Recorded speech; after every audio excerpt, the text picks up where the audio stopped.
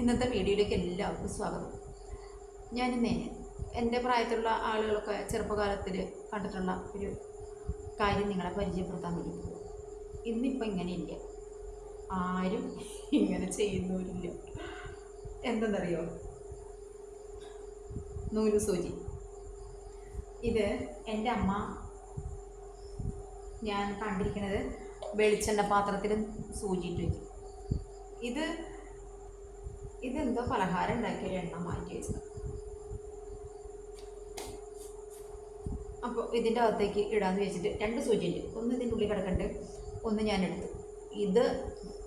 ഈ നൂലിലൊന്ന് കോർക്കാൻ വേണ്ടി ഞാൻ പെട്ട പാടുണ്ടല്ലോ. ഒരു 10 മിനിറ്റ് എടുത്തിട്ടുണ്ടാവും ഈ സൂചിയിൽ നൂലൊന്ന് കോർക്കാൻ വേണ്ടിയിട്ട്. കണ്ണിന് കാഴ്ച കുറഞ്ഞല്ലോ, പ്രായത്രയായില്ലേ. അപ്പോൾ ഇതെന്തിനാണെന്നറിയോ? അന്നൊക്കെ എൻ്റെ ചെറുപ്പത്തിൽ എല്ലാ ഡ്രസ്സും കീറിക്കഴിഞ്ഞ്, ഒരുപാട് ഡ്രസ്സൊന്നും ഇല്ലല്ലോ, ഓരോ 1, 2, 3 ജോഡിയായിട്ടല്ല, അങ്ങനെയൊക്കെ ഉണ്ടാവും. അപ്പോൾ അത് കീറിക്കഴിഞ്ഞാൽ അത് കീറൂലോ സ്വാഭാവികമായിട്ടും. കാരണം വീഴ്ച എന്ന് പറഞ്ഞാൽ ചില്ലറ വീഴ്ചയല്ല വീഴുന്നത്. അയ്യോ, മുട്ടയുടെ തൊലിയൊന്നും ഇല്ല അന്ന്. 2 കാലിൻ്റെ മുട്ടയിലും ചേന ചെത്തിയ പോലെ ഇരിക്കും, തൊലി ഇല്ലാണ്ട് വീണ് വീണ് വീണ് വീണ്. അപ്പോൾ ആ വീഴ്ചയിലൊക്കെ നമ്മുടെ ഡ്രസ്സൊക്കെ കീറും. അങ്ങനെ ഡ്രസ്സ് കീറിക്കഴിഞ്ഞാൽ അന്ന് നൂല് സൂചി ഉപയോഗിച്ച് അമ്മ തുന്നി തരും.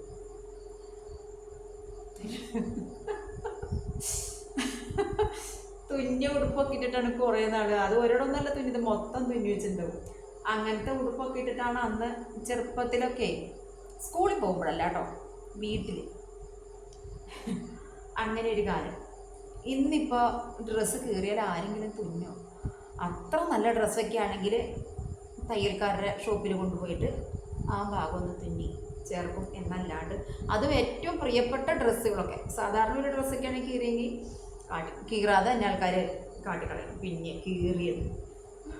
അപ്പോൾ എൻ്റെ 1-2 ഉടുപ്പേ ഈ ചെക്കനുണ്ടല്ലോ, ഉടുപ്പിൻ്റെ മുന്നിൽ പിടിച്ചിട്ട് നമ്മളങ്ങോട്ട് കുമ്പിടാൻ വേണ്ടിയിട്ട് പിടിച്ചങ്ങോട്ട് വലിക്കണ സമയത്ത് ഈ 2 സൈഡും സ്റ്റിച്ച് അങ്ങോട്ട് വിടും. അങ്ങനെ 2-3 ഉടുപ്പുകൾ എൻ്റെ കയ്യിലിരിക്കുന്നുണ്ട്. എന്നാൽ എനിക്കിതൊന്നും കളയാനും തോന്നില്ല. അപ്പോൾ ഇതൊന്ന് തുന്നിയെടുക്കാമെന്ന് വിചാരിച്ചിട്ട് ഇന്ന് അങ്ങനെയായി. ഇതാണ് ഇവിടെ പിടിച്ചിട്ട് വലിക്കും, അപ്പോൾ ഇതങ്ങോട്ട് കീറും. അപ്പോൾ ഇതിങ്ങനെ തുന്നി പിടിപ്പിച്ചാൽ 2 സൈഡും ഇതിങ്ങനെ തുന്നി ചേർത്ത് കഴിഞ്ഞാൽ കുറേ നാൾ ഉപയോഗിക്കും വീട്ടിലിടാൻ വേണ്ടിയിട്ട്. ഇതിങ്ങനെ തുന്നി പിടിപ്പിച്ചാൽ എനിക്കിഷ്ടമുള്ളൊരു ഉടുപ്പും കൂടിയത്. അപ്പോൾ ഇന്നിത് തുന്നാന്ന് വിചാരിച്ചു. പിന്നെ എന്തൊക്കെയുണ്ട് വിശേഷങ്ങൾ? ഇവനുണ്ടല്ലോ, കസരയിട്ട് മേശയിലേക്ക് അങ്ങോട്ട് കയറി കഴിഞ്ഞ് പിന്നെ ആകെ ഒരു വിരകലാണ്. ഇതാ പേഴ്സിൻ്റെ അകത്ത് ഞാൻ സൂക്ഷിച്ചു വെച്ചിരുന്ന 3 പണയപ്പാടിൻ്റെ തുണ്ട് കടലാസുകളാണ്, എൻ്റർപ്രൈസസ്. ഇത് 3 എടുത്ത് വലിച്ചു വാരിയിട്ടു. പിന്നെ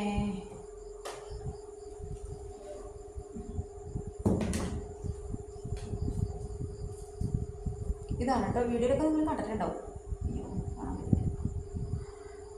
ഇതാണ് ഞങ്ങൾ 2 പേരും. ഇപ്പോൾ ഞാൻ ഒറ്റയ്ക്കുള്ളൂ, ആള് നമ്മുടെ കൂടെ ഇല്ല.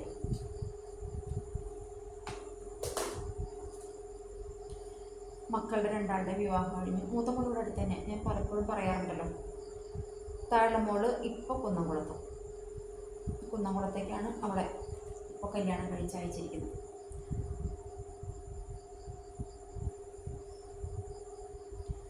അപ്പോൾ ഞാനിത് തുന്നട്ടെ. പിന്നെ എന്തൊക്കെയുണ്ട് വിശേഷങ്ങൾ? ഇന്ന് ബ്ലോക്കിൽ മണ്ണുത്തിയിൽ മീറ്റിംഗ് ഉണ്ടായിരുന്നു, അതിന് പോയി. മഴയൊക്കെ മാറിയെന്ന് തോന്നുന്നു കേട്ടോ, നല്ല വെയിൽ തെളിഞ്ഞ കാലാവസ്ഥ.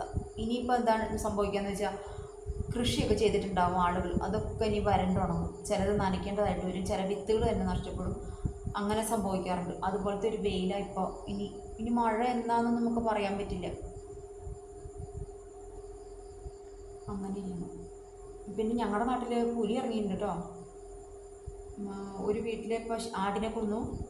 പിന്നെ ഇന്ന് പറയുന്നുണ്ട് ഒരു ഹൈസ്കൂളിൻ്റെ പരിസരത്ത് റോഡ് ക്രോസ് ചെയ്ത് പുലി പോകുന്ന കണ്ടു.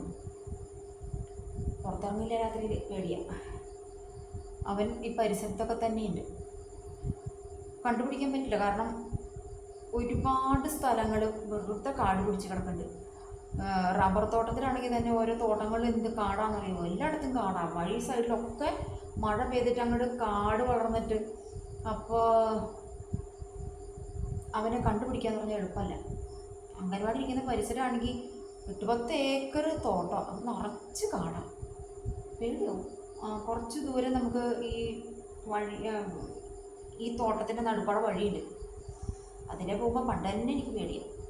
ഇന്നാളേ ഒരു വെക്കേഷൻ തീരുന്ന സമയത്ത് ഒരു വീട്ടിലെ കുറച്ച് പേരക്കുട്ടികൾ, ഒരു 8-10 പേരുണ്ടാവും, പേരക്കുട്ടികൾ പള്ളിപ്പാ അവിടെ ഞാൻ പറഞ്ഞിട്ടുണ്ടല്ലോ, അത് കാണാൻ വേണ്ടി വന്നു. അച്ചൻപാറ ഗുഹ പള്ളിപ്പാറയിൽ.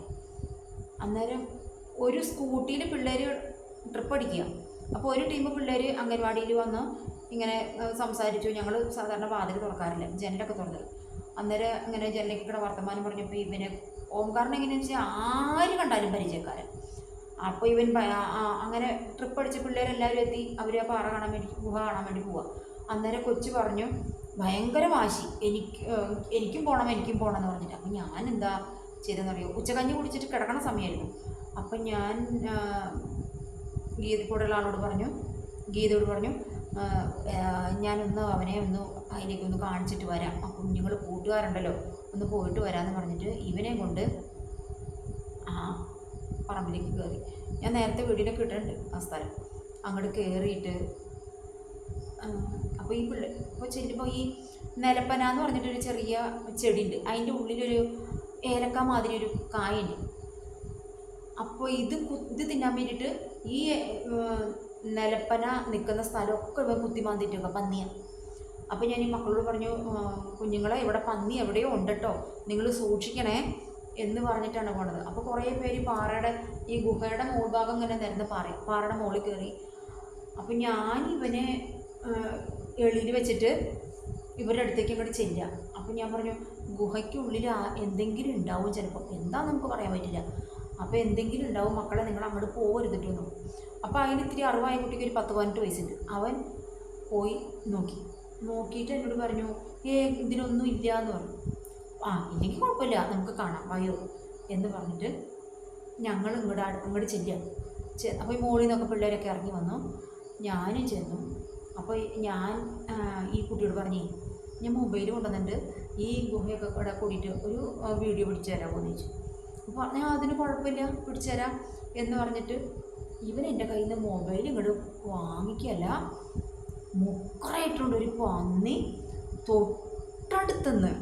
ഞങ്ങളെല്ലാവരും ഗുഹയിലേക്ക് ഇങ്ങനെ കിഴക്കോട്ട് തിരിഞ്ഞ് ഗുഹയിലേക്ക് ഇങ്ങനെ നോക്കി നിൽക്കുമ്പോൾ റൈറ്റ് സൈഡ് നിന്ന് പന്നി, ഒരു കറുത്ത നല്ല നീണ്ട രോമങ്ങളൊക്കെ ആയിട്ടൊരു പന്നി മൊക്കറിട്ട് ചോടി.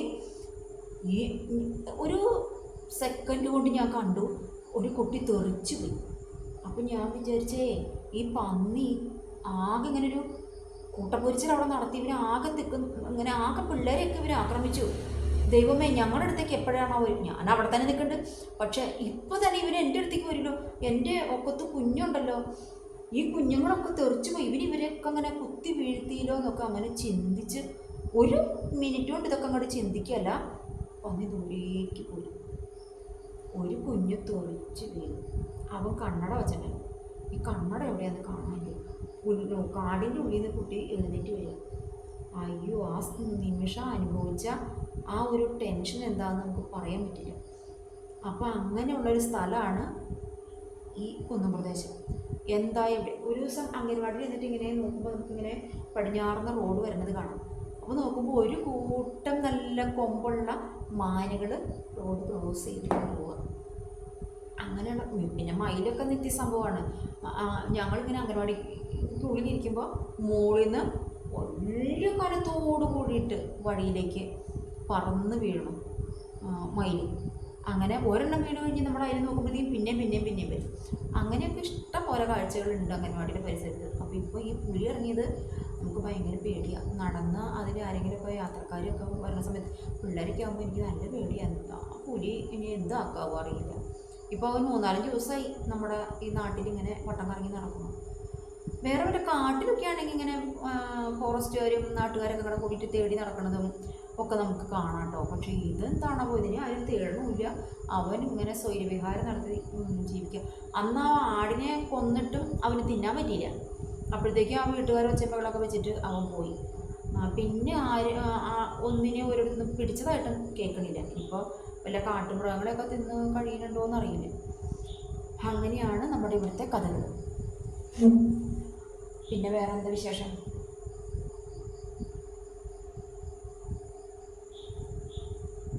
നിങ്ങളാരും ഇങ്ങനെ തുന്നി കൂട്ടിയിട്ടും നടക്കൂലല്ലോ. ഇതെനിക്ക് ഇഷ്ടപ്പെട്ട തുണിയാണ്. നല്ല കോട്ടൻ്റെ ഉടുപ്പ് ഇതിടുമ്പോൾ നല്ല സുഖം. പിന്നെ ഇത്തിരി പഴകിയ ഉടുപ്പുകൾ, കോട്ടൻ്റെ ഉടുപ്പിടാൻ എനിക്കിഷ്ടമാണ്. നല്ലൊരു എന്താ പറയുക, ഒരു കുളിർമയൊക്കെയുണ്ട്. ഇനി ഇതെപ്പോഴാണ് അവൻ വെച്ച് അവനെന്തേലും വാശി തോന്നി അവനെന്തേലും കാര്യം നടത്താൻ വേണ്ടിയിട്ടാണ് ഉടുപ്പെ പിടിച്ച് വലിക്കുന്നത്. നമ്മളൊന്ന് കുമ്പിട്ട് കിട്ടണം. അന്നേരം നഷ്ടപ്പെടുന്നത് നമ്മുടെ ഉടുപ്പ്. ഇത് ഞാൻ അവിടെ ഇവിടെയൊക്കെ പിന്നെ കുത്തി വെച്ചിട്ട് കുറച്ച് നാളൊക്കെ ഇട്ടുകൊണ്ടാണ്. പിന്നെ ഞാൻ ഈ സൂചി 2 ഉണ്ട്. ഇതാണ് ഇതുണ്ട്. ഇതിൻ്റെ അകത്ത് വേറൊരു സൂചി കൂടി ഉണ്ട്. ഇത് പലഹാരം ഉണ്ടാക്കിയതിൻ്റെ ബാക്കി എണ്ണ കേട്ടോ. ഇത് പൂരി ഉണ്ടാക്കിയതിൻ്റെ എണ്ണ. അപ്പോൾ ഈ സൂചി ഇവിടെ കുറച്ച് ക്രാഫ്റ്റ് വർക്കിൻ്റെ സാധനങ്ങൾ ഇരിക്കുന്നുണ്ട്. അതിൻ്റെ അകത്താണ് ഈ സൂചി ഒരു ടിന്നിൻ്റെ അകത്ത് ഞാനിട്ട് വെച്ചിരുന്നു. അപ്പോൾ അതെല്ലാം ഒന്ന് ഒതുക്കിപ്പിറക്കി വന്ന സമയത്ത് നോക്കുമ്പോൾ സൂചി. അന്നേരം ആ സൂചി എടുത്തിട്ട് ഞാൻ ഈ എണ്ണയ്ക്കകത്തിട്ട് വെച്ചു. വെളിച്ചെണ്ണയാണ് ഇതിൻ്റെ അകത്തിട്ട് വെച്ചു. അന്നേരം ഇന്നലെ ഇതൊക്കെ കഴുകി മടക്കിയപ്പോഴാണ് കീറിയിരിക്കുന്നു. എന്നാൽ പിന്നെ അത് കയ്യോടെ ഒന്ന് ഇന്നത് മടക്കി വെക്കണ സമയത്ത് മടക്കി ഇന്നലെ കട്ടിലയിൽ സൈഡിൽ വെച്ചോളൂ.